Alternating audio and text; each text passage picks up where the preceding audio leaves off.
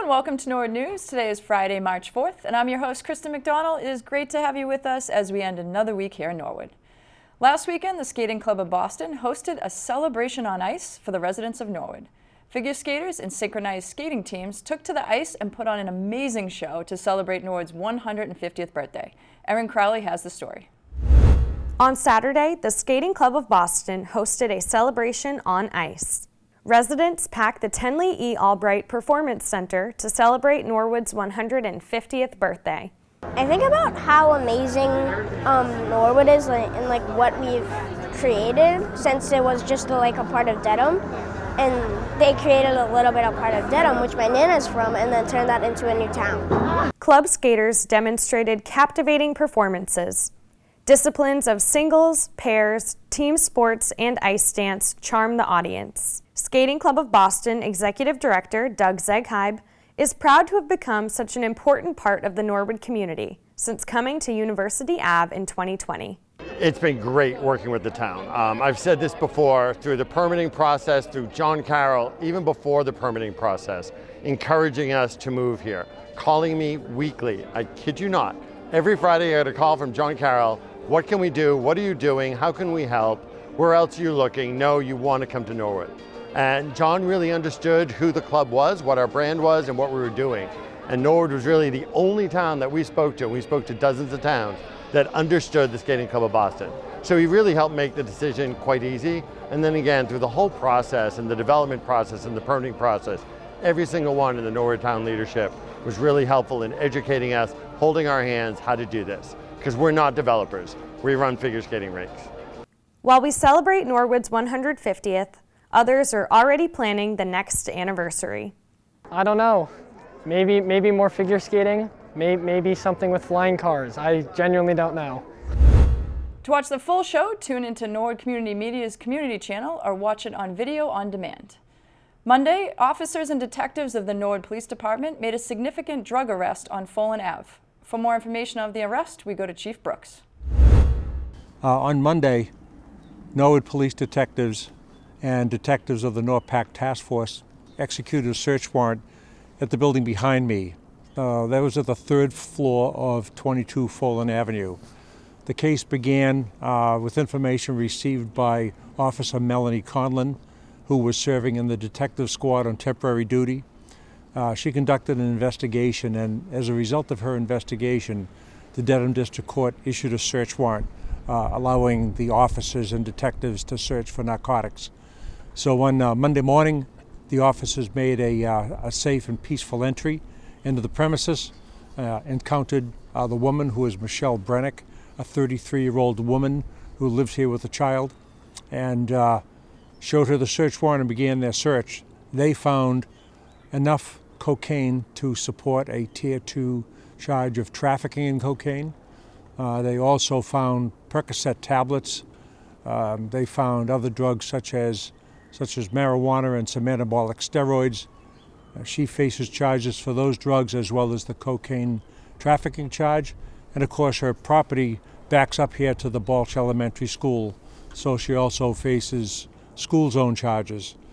She was booked at Norwood Police Headquarters during the day, and bail was set at $50,000, so she was held overnight to be arraigned Tuesday morning at the Dedham District Court. The property owner has been notified of what has occurred here, and of course we urge property owners to take means to change the situation here and to move their tenant along when they're involved in this kind of drug activity. You know, Follen Ave is a very nice street, very peaceful street, and we just want the residents to know that everything is okay here and everything is safe. They will notice an increase in police activity in the near future, and we do this following drug raids anyway to make sure that the neighbors know that everything is peaceful and everything is safe and secure. And if they see our officers here, they're welcome to come out, ask them a few questions and so forth.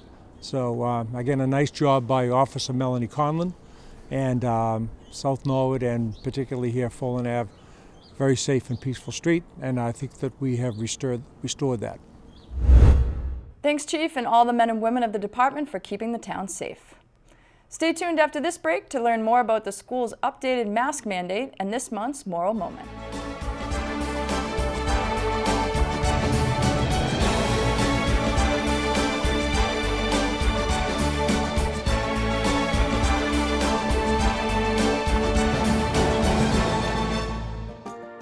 The Ecumenical Community Food Pantry of Norwood is a local volunteer organization that serves families in Norwood and the surrounding towns. Founded in 1989, serving just 6 clients, the pantry has grown to now serving over 350 families. Located at 150 Chapel Street in Norwood, the entrance to the pantry is at the back of the Grace Episcopal Church. The pantry hours are from 9 a.m. to 11:40 a.m. on Saturday mornings. For more information about the Norwood Food Pantry or how to donate or volunteer, visit www.norwoodpantry.org.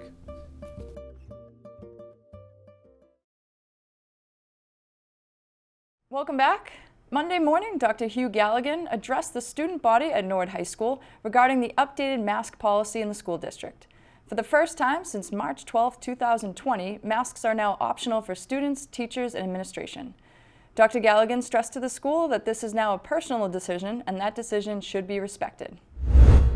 As you know, today we begin a new phase in terms of our mask policy where we go mask optional. So I want to present to you just a few slides that some of your teachers might have shown you, and I'll talk through them just for a couple minutes so that we can kind of set our norms for what to expect moving forward. So as you know, starting today, you really have 3 options. You can continue to wear a mask, you can stop wearing a mask, or you can wear a mask sometimes. It is that simple, and it is a personal decision that is up to you and your family in terms of what you want to do. There's a few things you should know because there are a few situations where you'll still need a mask. So always make sure you have a clean mask with you at school. That'll be very helpful. If you need one, we'll still have them available in front of the school at the main office and in the nurse's office for you. 3 situations. They are required on the bus, so if you take a bus to school or if you're going to a sporting event on the bus, those are still required. That was a federal law. That actually has shifted, but it still is a Norwood Public Schools rule. If there are any changes in that, we'll let you know. So if you're on a bus, you're wearing a mask. Masks are required in the nurse's office. Since as you come in the health office, you might be experiencing symptoms. If you don't have one, they're going to ask you to put one on there. And lastly, as has been the situation over the last month or so, if you test positive for COVID, you do a 5-day isolation until your symptoms resolve. When you return to school, you'll be required to wear a mask for 5 more days after that. And this slide I really like, right? Mind your mask business. This is simple, and I talked to the juniors and the seniors in our class meetings and made a quick announcement to you all at the end of the day on Friday before break. But this is really important that we respect one another's decisions and act with compassion and care as we always do and lead in that way. So here it is. No tolerance for negative comments toward others about their masking choices, regardless of what those choices might be. Want to wear a mask? That is awesome. Don't want to wear a mask? That is awesome. Want to wear a mask sometimes? That is awesome. All right, all of those situations are cool, and they might change from time to time, depending on the situation that you're in or the situation that you and your family members are in. That's totally okay, and we ask that above all, you respect one another's choices, and not make any negative comments in any direction about those choices. I know we can do this. I just want to be on the same page, and thank you for all of your cooperation as we shift through this new policy. In-person events are in full swing down at the library. For a full lineup of activities in March, here's Clayton Cheever with the latest Moral Moment.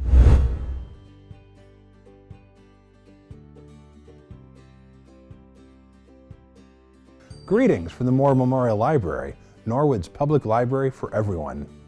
I'm Clayton Cheever, your library director. I'd like to tell you about a few things happening here at the library this March. This winter, there have been a couple of times already when a storm has forced us to close the library during hours we'd regularly be open. During those times, our staff kept working, just remotely. We've been chatting with people through our website and on social media, including Facebook, Twitter, and Instagram, talking on the phones, corresponding by email, and participating in video conferences. These are great ways to reach us when it's not safe or convenient to visit us in person. We're available 7 days a week from 9 to 9 Monday through Thursday, 10 to 5 on Saturdays, and 2 to 5 on Sundays. Our phone number is 781-769-0200.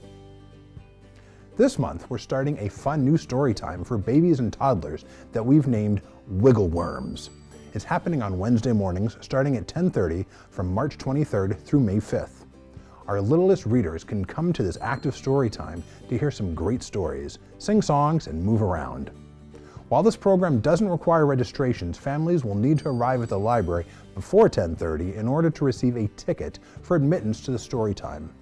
15 tickets will be given out on a first-come, first-served basis. In celebration of Women's History Month, we're presenting a Her Story film series with 9 different movies, all starting at 6:30 in the evening on the second floor Simone meeting room. We're limiting attendance, so registration is required for each individual movie. You can get all the details and find the links to register on our website. I hope you'll come take time to join one, some, or all of these great films. Did you know that your library is a portal to help you get books from across the state, including from many academic libraries? All you need is your library card number and the password you use to request books from our Minuteman catalog to broaden your search and benefit from the Commonwealth catalog. To get started, start at our webpage, norwoodlibrary.org. Look under the Books and More menu for catalogs. The Commonwealth catalog is the second block in the list. Please let us know if you can't find anything. We'll be happy to help you out too. I've brought some new books with me I'm excited to tell you about. All the way to the top, How One Girl's Fight for Americans with Disabilities Changed Everything was written by Annette Bay Pimental with artwork by Nabi H. Ali. This picture book documents Jennifer Keelan Chafin's participation in the Capitol Crawl, a protest to galvanize Congress to pass the Americans with Disabilities Act in 1990. Jennifer, a second-grade disability rights activist, was denied access to school and other venues because of her wheelchair. This is a great book all year, and especially fitting this month, since March is both Women's History Month and National Cerebral Palsy Awareness Month, which is a condition that Jennifer has. Our older readers looking for another perspective on Women's History Month and women's stories may enjoy Carmen Mara Machado's 2019 memoir, In the Dream House. This is a radically inventive story told with extraordinary candor about her dark and difficult experiences in an abusive same-sex relationship. She uses a series of narrative tropes, including classic horror themes, to create a really unique reading experience. Madeline Miller wrote the other book I've brought that explores a possible history of a fictional woman who's a minor character in Homer's ancient Greek epic poem, The Odyssey. Circe fleshes out the story of the witch who turned men into pigs, if you remember that part of the story.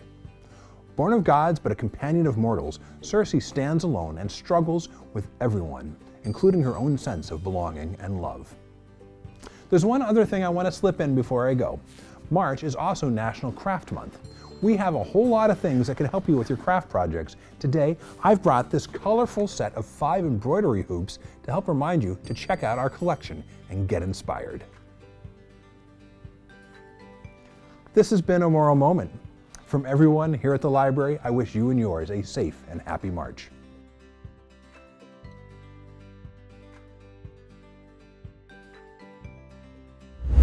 Thanks, Clayton. Be sure to check out the library calendar for complete details. And now we're going to toss it over to Dory Theos for the latest in school news. Hi guys, I'm Dory Theos, and let's take a look at some activities happening in our Norwood schools this week. In Norwood High School news, the Magicals, under the direction of Jennifer Hartnett, were invited to sing at the Skating Club of Boston at the celebration of ice for Norwood's 150th birthday. There were over 1,500 in attendance, and this was the second time they have been invited to sing.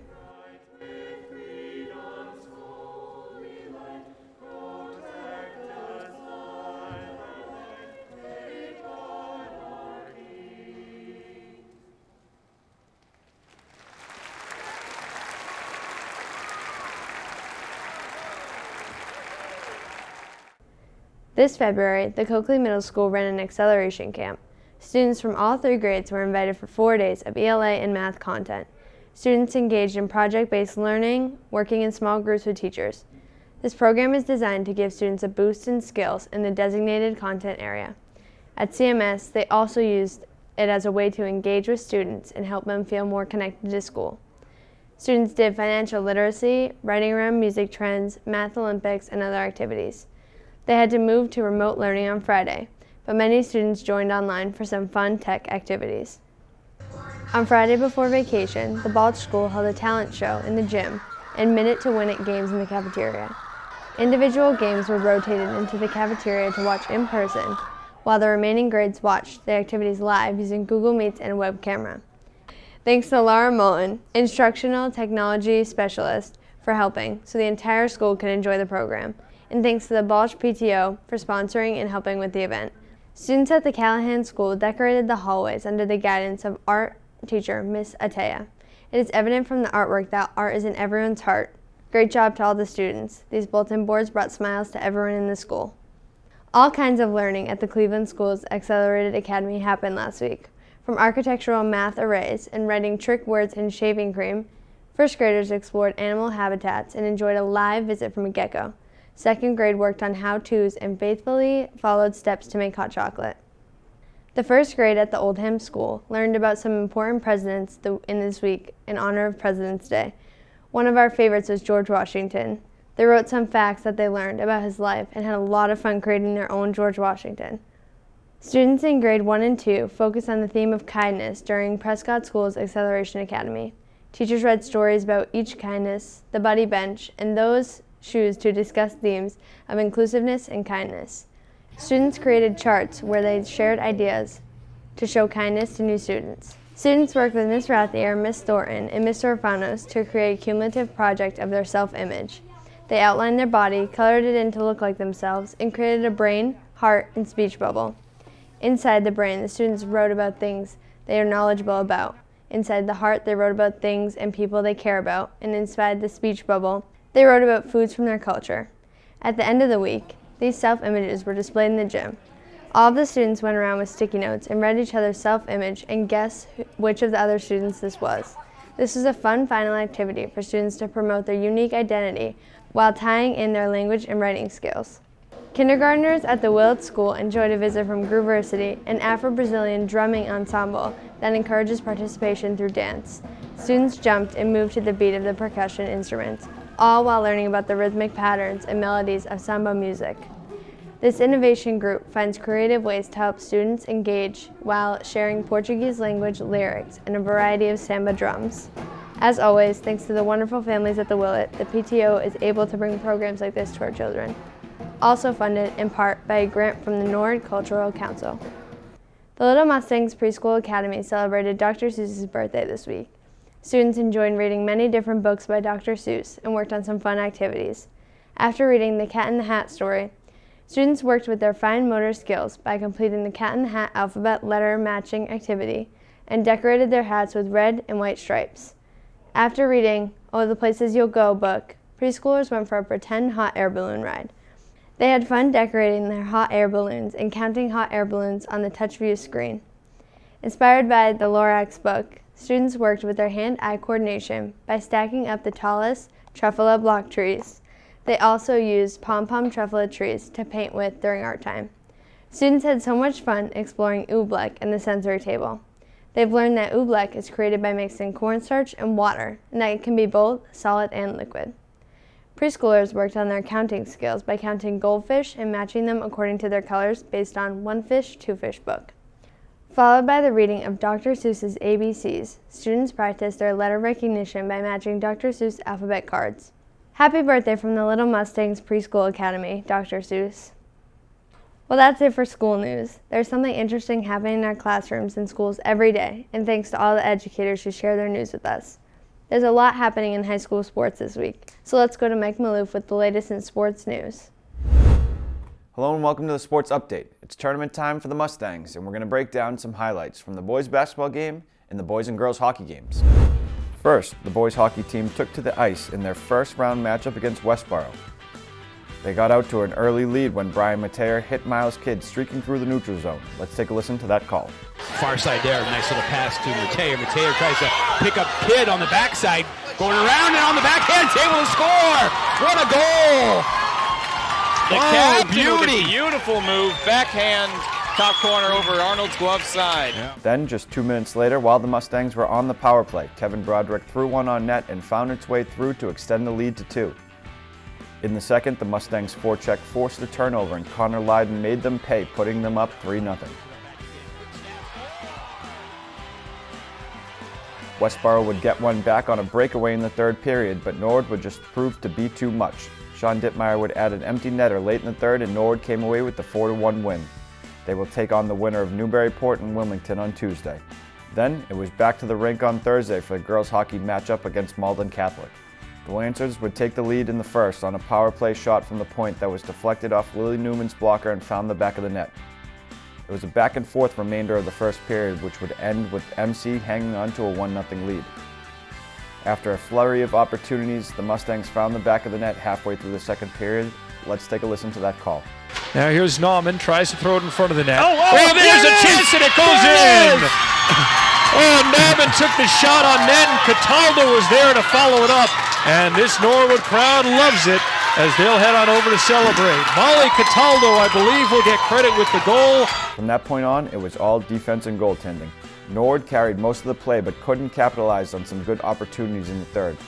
The game would eventually head into overtime where, with roughly 5 minutes remaining, Lancers' Lainey Harrell took it up the ice and got one past Lily Newman for the game winner. The Norwood girls ended their season with a 17-4-1 record. Later that night, the boys basketball opened their tournament play by hosting number 39 Fitchburg.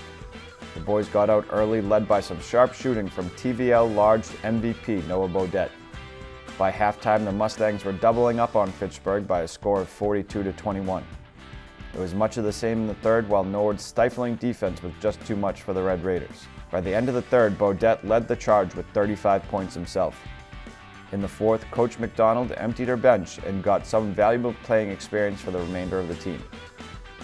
Norwood would eventually come away with a 68-34 win, and we had a chance to talk with the leading scorer himself after the game. You guys scored 68 points tonight, and by my math, you had 35 of them. You were obviously feeling it tonight, open looks and contested looks. You just had the hot hand tonight? Yeah, I mean, it's all the hard work in the off season. It showed tonight, and I just have confidence in my game every night. I go out there, and I was just feeling it today.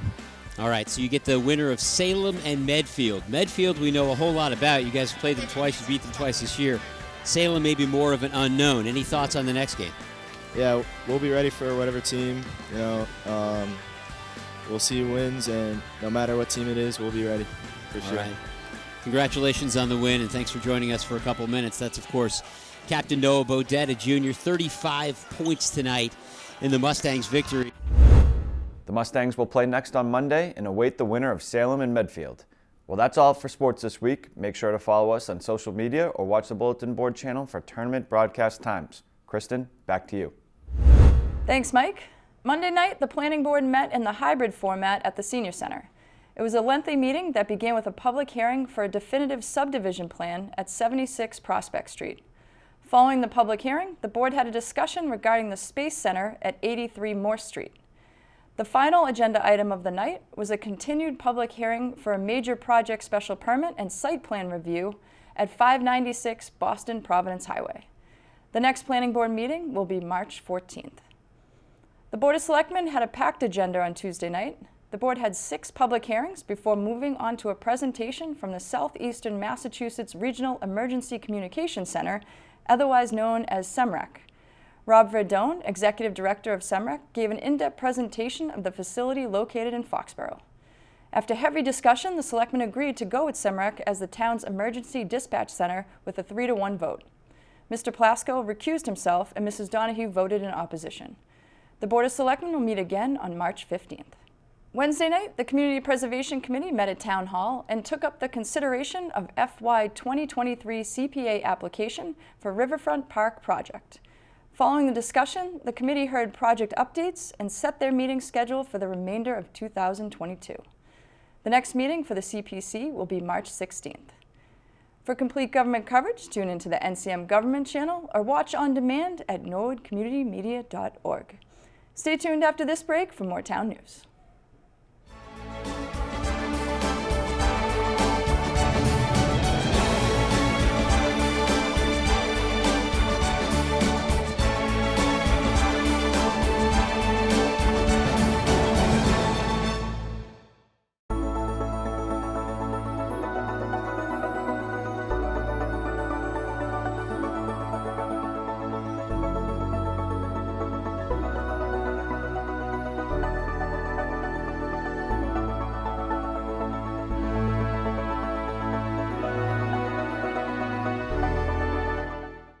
Welcome back.